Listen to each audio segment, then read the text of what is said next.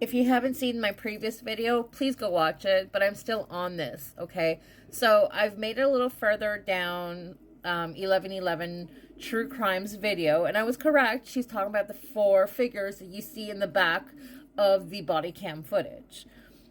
All right, so. All right. I'm going somewhere, okay? I'm just really kind of emotional because it's like I'm kind of seeing, let's say it's not Brian, okay? This is a hypothetical if it's not Brian, okay? And let's say it is the fraternity, okay?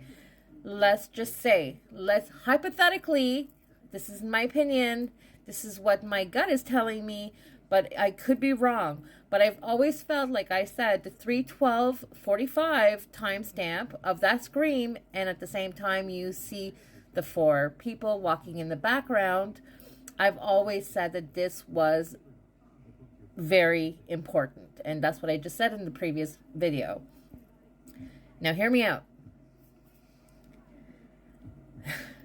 I just had this vision that when Kaylee and Maddie were calling Jack over and over and over again is because they were there.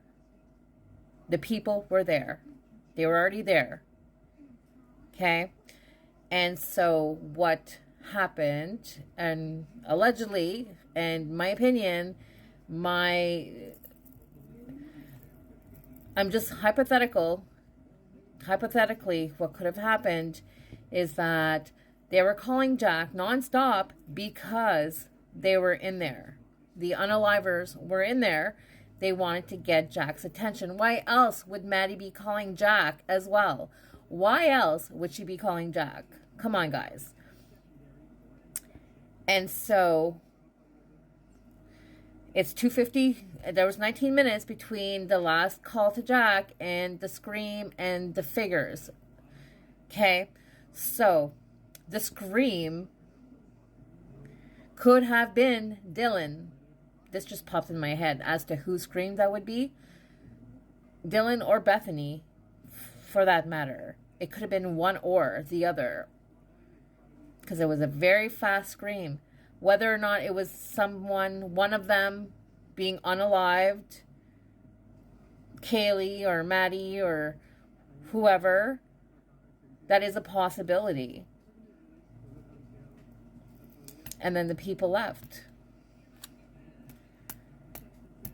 And then let's say, because we all know a lot of people are still like dead set that the DoorDash driver was cleared. The DoorDash driver has never been cleared.